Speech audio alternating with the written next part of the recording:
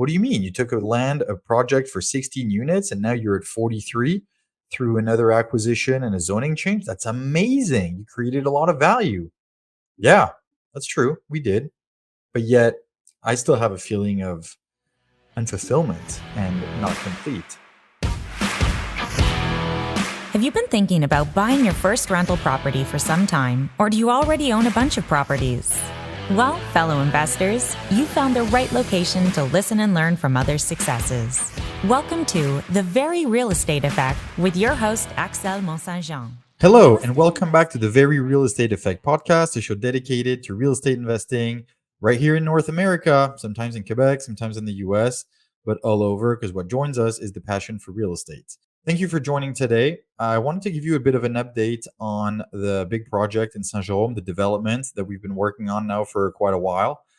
We've got some advancements, and it led me to some conclusions that I think are important to share with you for all those who are interested in development, for all those who are interested in investing in real estate and managing your own projects. But before I jump into it, I just want to remind everyone, thank you for sharing this episode with a friend.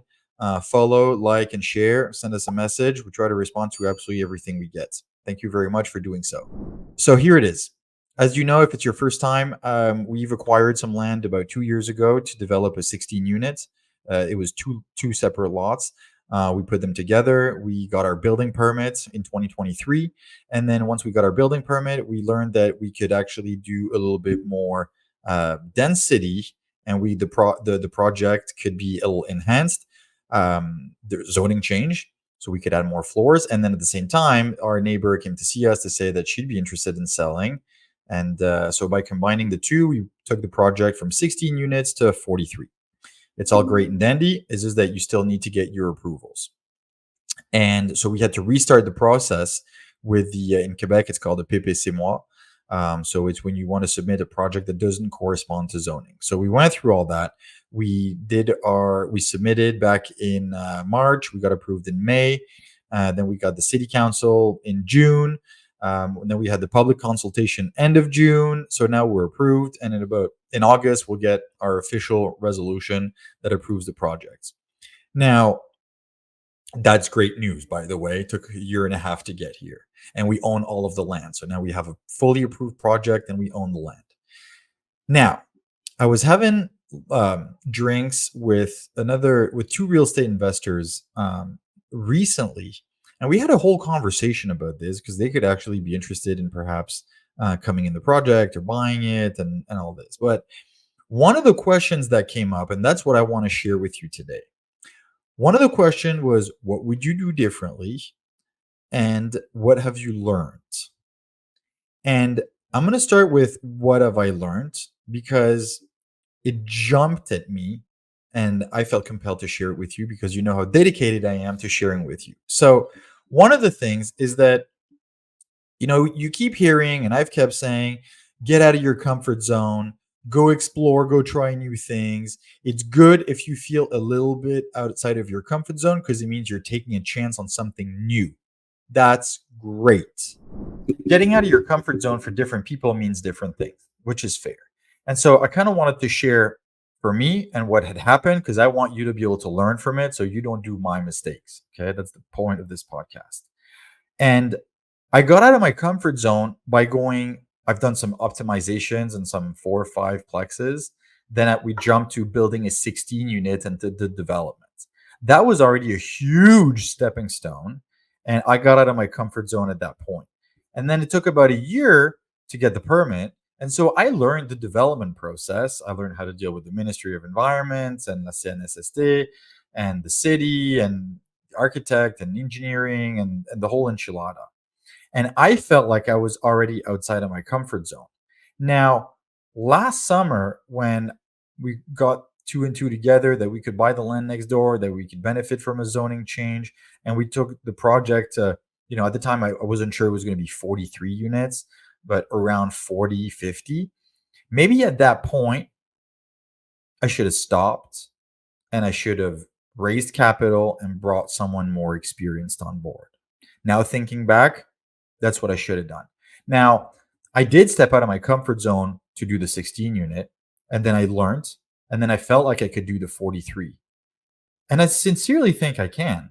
It's just that I would have saved time and I would have saved myself some headaches and some sleepless nights if I was working with someone who done it before, who went through the entire process. And also, if we were properly capitalized, that means if we had a little bit more capital, because right now we've been kind of scrambling a bit here and there, and it's been challenging to make some of those decisions. So, going back to stepping out of your comfort zone, I encourage each one of you. You may be at your desk job and you think buying a triplex would be an amazing achievement, and it would be. And it's scary to look at listings. It's scary to do a little bit to start the financing. There is some intimidating parts throughout the whole way, but you have to get started and you have to make the choice to take yourself outside of your comfort zone. Okay. Once you've done that, buying a triplex is easy. You could do a 6, you could do an 8, you could do bigger properties because you've been through it and you've learned. And that's the most important part. Now, going back to my situation, when it became clear that we'd be at about 45, 43 units, I could have done things differently, but I felt like, no, I can do it just a little bit more, just a little bit more. And I did. It's just that I kind of got exhausted in the way. And that's not really the way it's supposed to be. So for me, and that's what I want to be able for you to get out of it, is that stepping out of your comfort zone is a good thing. But once you start to feel that you're a little bit too much outside, raise your hand, get some help, do something. You don't want to go so far out of your comfort zone that you're slowly drowning yourself out of, I was going to say pity, it's not pity, out of believing that you feel like you should be able to do it. There's plenty of things you feel like you could or should be able to do. Doesn't mean you have to do it. And you have to be able to choose the way in which you do it. And now thinking back, I wish I would have brought an experienced partner on board a little while ago. I think I would have saved myself a few white hair and some stress and some sleepless nights. But it is what it is. I'm very proud of what we achieved and what we've done. This leads me to kind of the second part in terms of what is it that I learned? So I'm not going to go on the technical side about what is it that I learned about developing a project like that, because that's not really what I wanted to get into. I learned tons over the last 2 years. I can't even tell you how much I've learned. It's just that now when I look at other smaller projects, I'm like, oh, piece of cake. So that's a good sign. However, one major thing I've learned is that now I'm not nearly as shy to literally raise my hand and to say, I don't know how to do this. I need some help. And we sometimes feel like we have to be able to do everything ourselves, or we should know how to do it, or we just, acknowledge that we don't know how to do it and we want to learn how. Now, learning how to do things sometimes is a good thing. Sometimes we just need to get it done. I don't really care to learn how it's done. I just want it done. And I'll give you an example. I needed some legal documentation. Am I going to go study law just so I can write that contract myself? Of course not. I'm going to pay a lawyer. They're professional. They do what they have to do. They produce, we pay them, and then we can walk away, right? Now, in my case, I feel again like I should have raised my hand earlier, as I felt like I was too much outside of my comfort zone to bring in someone more experienced who's done it before to be able to help with it. Because in real estate, like in many industry, it's amazing to see how many people are out there willing to help you if you actually ask them, and in most cases if you pay them. But if you ask them, sometimes it's for free, you can get some help. Now, I'm not recommending this depending on what is it that you're trying to do, but you'll be surprised when you say you need help what you can actually get from that. Now, again, like if I drill down one more level, what would I've done differently? For me, it comes to knowledge and experience, expertise, and capital, and they kind of go both in hand. And some people are really good at the technical and they know how to develop, but they don't know how to raise capital. And that's an unfortunate situation. I think in real estate we have to be a little bit of a Swiss Army knife and be able to do both, but it doesn't always work out this way. Now, the less I've asked for some help, the more I've pushed myself to do it and to learn. So I'm grateful because I feel like my learning has really increased. However, mentally, physically, it's been challenging.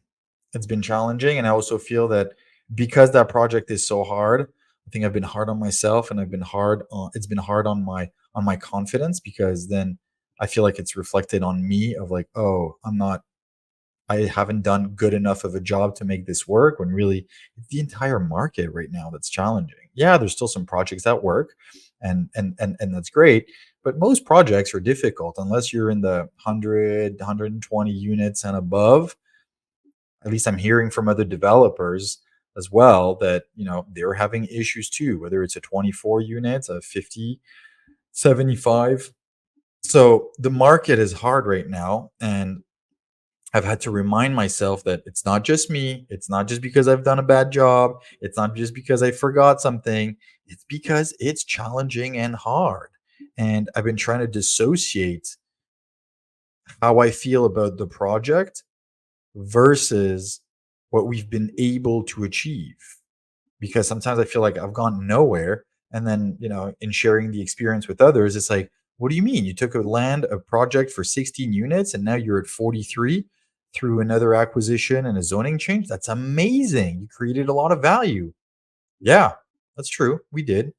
But yet, I still have a feeling of unfulfillment and not complete. And my goal is to try to is to finish this project, is to build it, stabilize it. However, there's also a financial reality that we have to live with. So we'll see what happens. And so again, I'm very grateful for this conversation last week with those two investors, because it made me realize and reflect on some of the things I would do differently, some of the things I've learned, and it's a really good experience, and I'm extremely grateful for that, and I wanted to share it with you. So step out of your circle, step out of your comfort zone, but just not too far. Okay? And if you feel like you're getting a bit far, ask for help. It's okay. Ask for help. And some of you are in this very situation right now, or some of you are so scared to be in this situation right now that you're not even starting anything. And to me, that's actually the worst. Find yourself in a bind, and then you'll be creative. You'll figure it out. You'll create a solution. You'll find a way to make this work. That's my advice to you. Now, on this wonderful note, I hope you took something out of this episode, and I look forward to speaking to you again next week. Thank you very much. Goodbye.